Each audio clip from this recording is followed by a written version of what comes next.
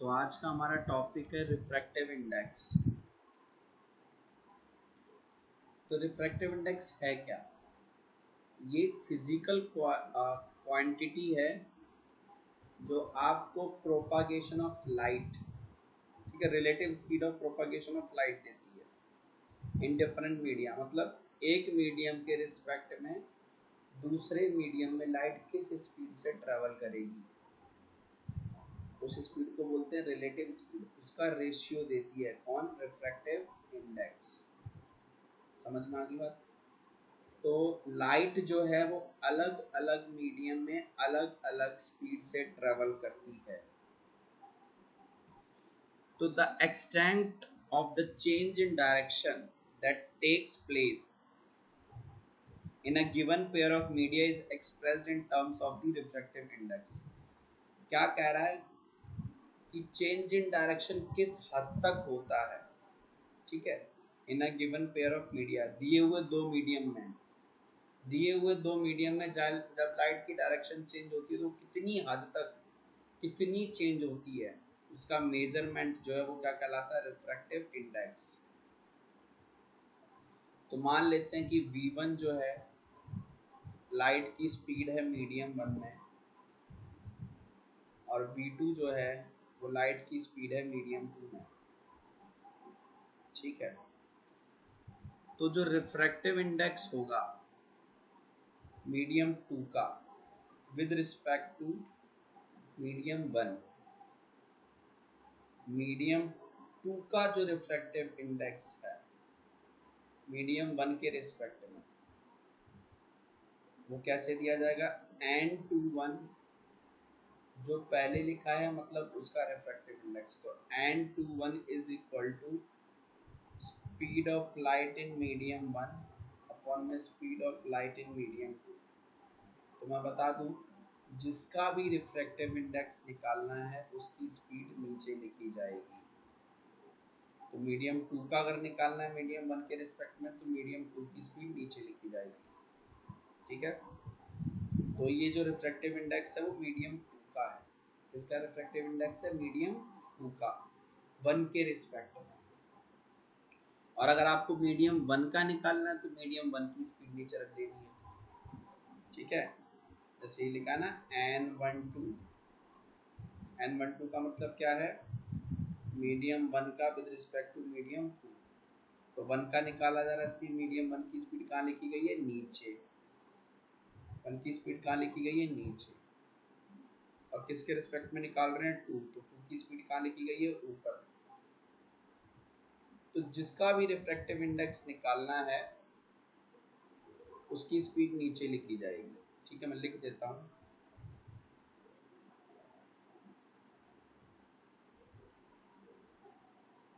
जिसका भी आर आई मतलब रिफ्रैक्टिव इंडेक्स निकालना है उसकी स्पीड नीचे लिखी जाएगी,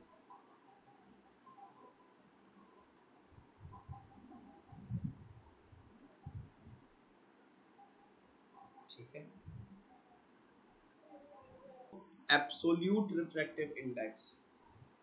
तो एब्सोल्यूट रिफ्रैक्टिव इंडेक्स क्या होता है कि मान लो एक मीडियम जो है एयर या फिर वैक्यूम है, और दूसरा मीडियम कुछ भी हो। तो जब कभी भी हम किसी भी मीडियम की रिफ्रैक्टिव इंडेक्स निकालते हैं वैक्यूम या एयर के रिस्पेक्ट में, तो ऐसे रिफ्रैक्टिव इंडेक्स को एब्सोल्यूट रिफ्रैक्टिव इंडेक्स बोला जाता है। अगेन आई एम रिपीटिंग, जब कभी भी हम किसी भी मीडियम का रिफ्रैक्टिव इंडेक्स निकालते हैं एयर या वैक्यूम के रिस्पेक्ट में, तो ऐसे रिफ्रैक्टिव इंडेक्स को अपन बोलते हैं एब्सोल्यूट रिफ्रैक्टिव इंडेक्स, ठीक है।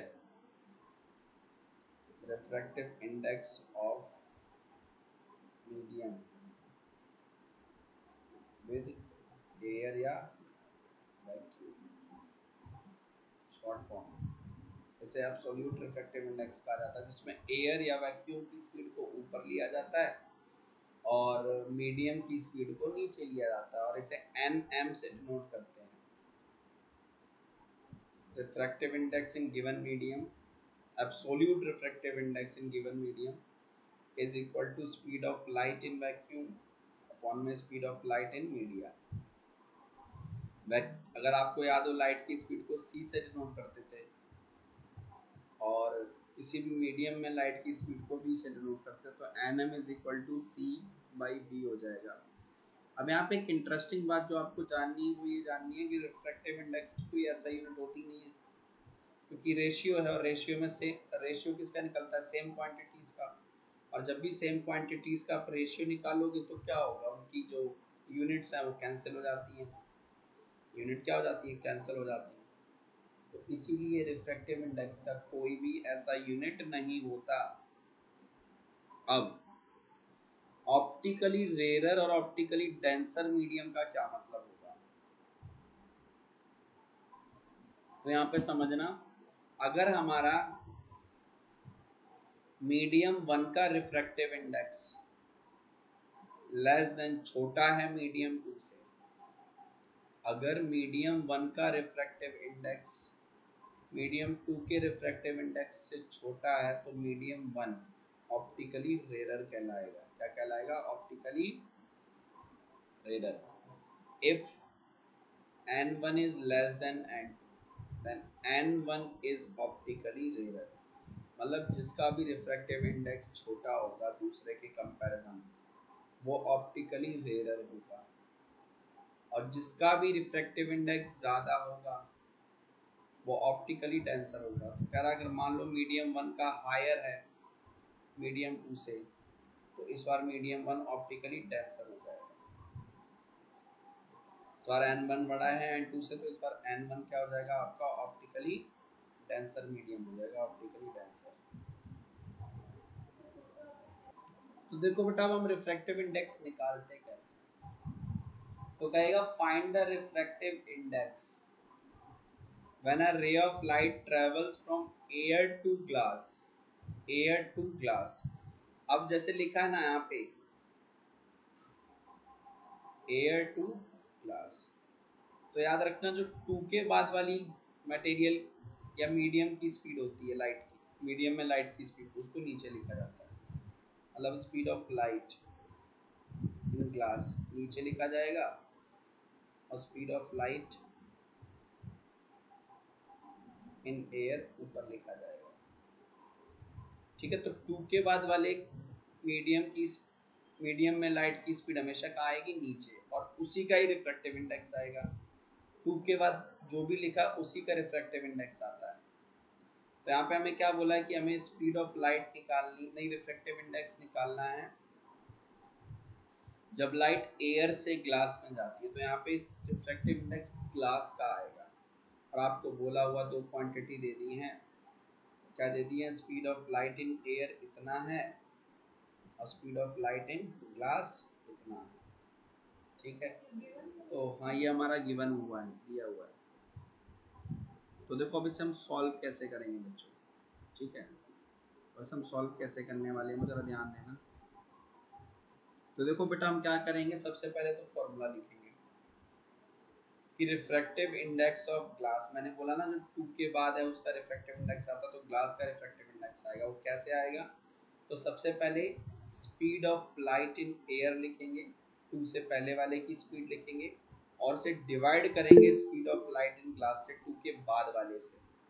ठीक है, तो बेटा अब हमें निकालना है रिफ्रैक्टिव इंडेक्स ऑफ ग्लास। तो हम क्या करेंगे, और किसके रिस्पेक्ट में निकालना है, एयर के। तो speed of light in air पहले लिखा जाएगा, और ग्लास का निकालना है तो speed of light in glass नीचे लिखा जाएगा। फिर अब वैल्यू रख दो।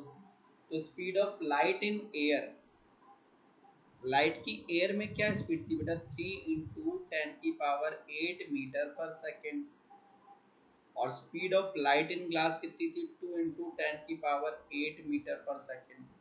तो आप खुद देखो ना, मीटर पर सेकेंड से मीटर पर सेकेंड कैंसिल, 10⁸ से 10⁸ कैंसिल, बचा क्या, 3/2, और 3/2 को अगर हम सॉल्व करें तो 1.5 कितना आता है 1.5। तो ग्लास का रिफ्रैक्टिव इंडेक्स एयर के रिस्पेक्ट में कितना है बेटा 1.5। कितना है 1.5। आई होप ये चीज क्लियर हुई होगी आपको। तो अब हम देखते हैं एनसीईआरटी, नई वाली एनसीईआरटी का पेज नंबर 150 और पुरानी वाली का 176। ठीक है, तो आप अपनी बुक निकाल के यहाँ पे चले जाइए। नई वाली एनसीईआरटी का पेज 150 और पुरानी वाली का 176 का इन टेक्स्ट का पहला क्वेश्चन पढ़िए आप लोग। ठीक है, इन टेक्स्ट का पहला क्वेश्चन पढ़िए। तो देखो बेटा, आपने क्वेश्चन पढ़ लिया होगा। तो अब कह रहा है कि ना एक रे ऑफ लाइट जो है ऑब्लिकली एयर से वाटर में जा रही है। ठीक है, एयर से वाटर में जा रही है। तो अब आप ये बताओ कि लाइट किधर बेंड करेगी, टुवर्ड्स द नॉर्मल बेंड करेगी या away from the normal bend करेगी। तो देखो, पहले हम सबसे पहले क्या करेंगे, एयर का रिफ्रैक्टिव इंडेक्स देखेंगे। तो एयर का रिफ्रैक्टिव इंडेक्स है 1.000 और जा कहाँ रही है वाटर में 1.333, कम से ज़्यादा की तरफ। यानी एयर का कम है तो एयर रेयर हो जाएगी और वाटर का ज़्यादा यानी वाटर डेंसर हो जाएगा। और आपको मैंने बताया था कि लाइट जब भी, तो यहाँ पे क्या हुआ, refractive index of water is greater than refractive index of air. यानी लाइट जो है, लाइट क्या कर रही है, रेयर से डेंसर जा रही है। ठीक है, कम से ज़्यादा की तरफ जा रही है ना, कम से ज़्यादा की तरफ मतलब डेंसर मीडियम में जा रही है। रेयर से कहाँ जा रही है, डेंसर मीडियम में जा रही है। और आपको पता है जब भी लाइट डेंसर मीडियम में जाती है, रेयर से डेंसर में जाती है, तो it bands towards the normal. किधर बैंड होती है, नॉर्मल की तरफ बैंड हो जाती है। ठीक, तो लाइट जो है हमारी, वो रे ऑफ लाइट जो है वो नॉर्मल की तरफ बैंड हो जाएगी। चलिए अब हम चलते हैं थोड़ा सा आगे और अगला क्वेश्चन पढ़ लीजिए आप। तो अगले क्वेश्चन में क्या दिया हुआ आपने पढ़ लिया होगा। ठीक है, मैं करा देता हूँ आपको कि एक रे ऑफ लाइट ट्रैवल करती है एयर से ग्लास में और ग्लास का रिफ्रैक्टिव इंडेक्स दिया हुआ है 1.5। आपसे पूछ रहा है कि लाइट जो है ग्लास में किस स्पीड से ट्रैवल करेगी, मतलब speed of light in glass पूछ रहा है, जिसे हम v से डिनोट करते हैं। और आपको दिया हुआ है कि जो स्पीड ऑफ लाइट है वैक्यूम में वो 3 × 10⁸ मीटर पर सेकेंड है। ठीक है, तो क्या क्या चीज़ें गिवन है वो आपको समझ में आ गई। देखो, क्योंकि हम एयर के या वैक्यूम के रिस्पेक्ट में निकाल रहे हैं, मतलब ये हमें एब्सोल्यूट रिफ्रैक्टिव इंडेक्स दिया हुआ है जिसकी वैल्यू होती है c/v। यही होती है ना, मैं दोबारा से सॉल्व करके दिखा रहा हूँ। तो अब आपको एब्सोल्यूट रिफ्रैक्टिव इंडेक्स यानी nm कितना दिया है 1.5। c की वैल्यू होती है हमारी 3 × 10⁸ मीटर पर सेकेंड। और v निकालना है बेटा, speed of light in glass निकालना है। ठीक है, तो ये 1.5 को मैं 3/2 लिख सकता हूँ और 3 × 10⁸ मीटर पर सेकेंड अपॉन में v। तो 3 से 3 कैंसिल हो जाएगा, ये 2 उधर चला जाएगा इसकी तरफ और v उधर चला जाएगा। v इज इक्वल टू क्या आ जाएगा, 2 × 10⁸ मीटर पर सेकेंड आंसर। तो लाइट जो है वो ग्लास में किस स्पीड से ट्रेवल करेगी, 2 × 10⁸ मीटर पर सेकेंड से ट्रेवल करेगी। ठीक है, तो मैंने दोबारा से सॉल्व करके दिखा दिया, नहीं तो आप कहोगे पहले से ही पता नहीं कहाँ से सर ने कर रखा है। तो मैंने तुम्हें दोबारा से देखो कैसे निकाल दिया है वो मैंने बता रखा है आपको। तो कह रहा है आप टेबल में जाके देखो, वो पिंक वाली टेबल दी होगी आपकी बुक में। कह रहा है उसमें से देख के बताओ कि सबसे हाईएस्ट ऑप्टिकल डेंसिटी किसकी है और सबसे लोएस्ट ऑप्टिकल डेंसिटी किसकी है। तो हाईएस्ट ऑप्टिकल डेंसिटी उसकी होगी जिसका रिफ्रैक्टिव इंडेक्स सबसे ज़्यादा है, डायमंड 2.42। और लोएस्ट ऑप्टिकल डेंसिटी किसकी है जिसका रिफ्रैक्टिव इंडेक्स सबसे कम है, एयर 1.0000। ठीक है, तो यही आपको करना था। अब फोर्थ क्वेश्चन पढ़िए आप लोग। देखो फोर्थ क्वेश्चन में क्या लिखा हुआ है हमारा बच्चों। तो बेटा एक चीज़ आपको हमेशा याद रखनी है, यहाँ ध्यान दीजिए, ये रेशियो मतलब ये रिलेशन। कि speed of light inversely proportional होती है रिफ्रैक्टिव इंडेक्स की, या फिर रिफ्रैक्टिव इंडेक्स इनवर्सली प्रोपोर्शनल होता है स्पीड ऑफ लाइट के। मतलब अगर रिफ्रैक्टिव इंडेक्स ज़्यादा होगा स्पीड ऑफ लाइट अपने आप कम हो जाएगी। तो कह रहा है कैरोसिन, टर्पेंटाइन और वाटर, तीनों में से सबसे ज़्यादा लाइट कहाँ फास्टेस्ट ट्रेवल करेगी इन तीनों में? तो कैरोसिन का बेटा रिफ्रैक्टिव इंडेक्स ये रहा, टर्पेंटाइन का ये रहा और वाटर का ये रहा। तो हमें पता है कि रिफ्रैक्टिव इंडेक्स इनवर्सली प्रोपोर्शनल होता है स्पीड ऑफ लाइट के, या फिर speed of light inversely proportional होती है तो रिफ्रैक्टिव इंडेक्स। वो आपसे फास्टेस्ट स्पीड ऑफ लाइट पूछ रहा है ना, तो सबसे कम रिफ्रैक्टिव इंडेक्स किसका है? वाटर का, है ना। तो वाटर का लोएस्ट है इन तीनों में। तो जो लाइट की स्पीड होगी वाटर में वो फास्टेस्ट होगी अमंगस्ट दीज थ्री। तो speed of light in water amongst our material will be the highest, light की हाईएस्ट होगी। समझ में आई बात? ठीक है, चलो बेटा अगला क्वेश्चन दिया है कि डायमंड में जो रिफ्रैक्टिव इंडेक्स है डायमंड का वो 2.42 है, इसका मतलब क्या है? तो देखो डायमंड का रिफ्रैक्टिव इंडेक्स 2.42 है, जिसका मतलब ये है कि जब लाइट एयर से डायमंड में जाएगी तो उसकी स्पीड 2.42 टाइम्स डिक्रीज हो जाएगी, रिड्यूस हो जाएगी। तो किसी भी मीडियम का जो हमें देखो पिंक वाली टेबल में ना बहुत सारे रिफ्रैक्टिव इंडेक्स दिए हैं, सब एयर की रिस्पेक्ट में दिए हैं। तो वहां पे सबसे कम रिफ्रैक्टिव इंडेक्स है एयर का, वो है 1। मतलब कि लाइट जब एयर से एयर में जाएगी रिफ्रैक्टिव इंडेक्स बना रहा है, मतलब कोई चेंज नहीं आएगा, 1 मतलब नो चेंज। उसके बाद धीरे धीरे रिफ्रैक्टिव इंडेक्स बढ़ रहा है और हमें पता है जैसे जैसे रिफ्रैक्टिव इंडेक्स बढ़ेगा लाइट की स्पीड घटेगी। और किस फैक्टर से घटेगी? जो उसका रिफ्रैक्टिव इंडेक्स है, जो उसका रिफ्रैक्टिव इंडेक्स है। तो लाइट देखो डायमंड का रिफ्रैक्टिव इंडेक्स कितना है? 2.42। तो लाइट जब डायमंड में जाएगी एयर से, ठीक है, लाइट जब एयर से डायमंड में जाएगी तो उसकी स्पीड जो है वो 2.42 टाइम्स रिड्यूस हो जाएगी, 2.42 टाइम्स रिड्यूस हो जाएगी। ये है रिफ्रैक्टिव इंडेक्स का मतलब, ठीक है। तो रिफ्रैक्शन बाय स्फेरिकल लेंसेस, ठीक। तो रिफ्रैक्शन का मैंने आपको थोड़ा बहुत ओवरव्यू पीछे दे दिया था। रिफ्रैक्शन क्या होता है? जब लाइट एक ट्रांसपेरेंट मीडियम से दूसरे ट्रांसपेरेंट मीडियम में जाती है तो उसकी डायरेक्शन में एक चेंज आता है, लाइट की डायरेक्शन में एक चेंज आता है। वही चेंज इन डायरेक्शन जो है रिफ्रैक्शन ऑफ लाइट कहलाता है। तो देखो अब बात आती है लेंसेस। तो लेंसेस क्या है बेटा? लेंसेस एक ट्रांसपेरेंट मीडियम है। लेंसेस ट्रांसपेरेंट होते हैं जबकि मिरर ट्रांसपेरेंट नहीं होते हैं। मिरर ओपेक होते हैं, मिरर के पीछे पॉलिश की जाती है, लेंसेस के पीछे पॉलिश नहीं की जाती है, लेंसेस ट्रांसपेरेंट है। तो जो आपकी खिड़की का कांच जिसके आर पार देख सकते हो, even it can act as a lens. पर मिट्टी जो है उससे वो लेंस का काम नहीं करेगी, वो ओपेक है। तो transparent medium bounded by two surface, जो दो सरफेस का बना हो, एक ऐसा ट्रांसपेरेंट मीडियम जिसकी दो सरफेसेस हो, जिसमें से एक या दोनों ही स्फेरिकल हो, ठीक है, जिसमें से एक या दोनों हो इसकी स्फेरिकल हो। कभी कभी कुछ लेंसेस ऐसे होंगे तो एक इसका एक सरफेस तो स्फेरिकल है और दूसरा कैसा है? स्ट्रेट है, ठीक है। या कभी कभी क्या होंगे, दोनों ही उसके स्फेरिकल हो जाएंगे, ये जैसे ये। तो कह रहा कोई भी ट्रांसपेरेंट मीडियम, ठीक है, जिसके एक या एक से ज्यादा मतलब यानी दोनों सरफेसेस कैसे होने चाहिए? स्फेरिकल होने चाहिए, तो वो लेंस बन सकता है। तो a lens must be bounded by at least one spherical surface।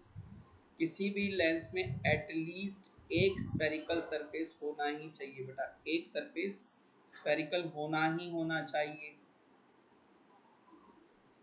तो if a lens has only one spherical surface ठीक है, अगर किसी लेंस का एक स्फेरिकल सरफेस है तो दूसरा प्लेन होगा, जैसे मैंने अभी बना के दिखाया था आपको। तो अब हमारे लेंसेज बच्चों दो प्रकार के होते हैं, एक तो कॉन्वेक्स लेंस होता है और एक होता है कॉनकेव लेंस। तो देखो मैंने एक वो तैयार किया है कि देखो ये बनाए कैसे होंगे, कुछ इस तरीके से।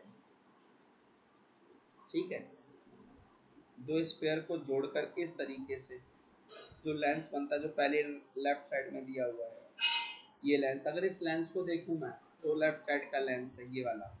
देख रहे हो किनारियों पे तो ये कैसा है, पतला, और बीच में ये लेंस कैसा है, एकदम मोटा, है ना।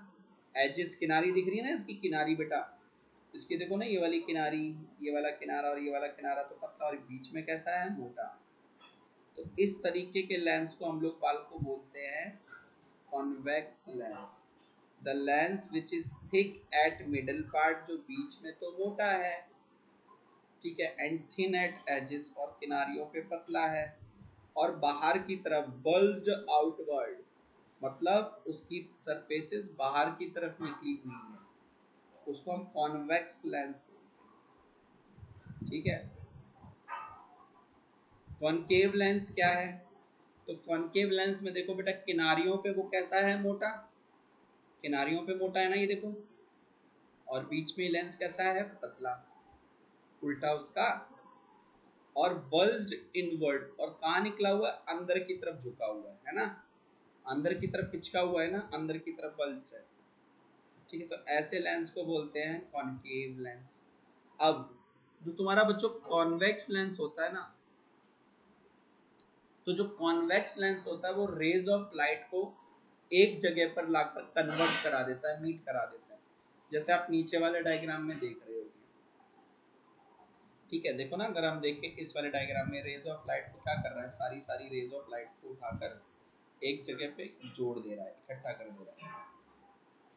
तो इसीलिए क्योंकि ये रेज ऑफ लाइट को एक जगह कन्वर्ज कर रहा है, तो इसीलिए इसे कन्वर्जिंग लेंस बोलते हैं।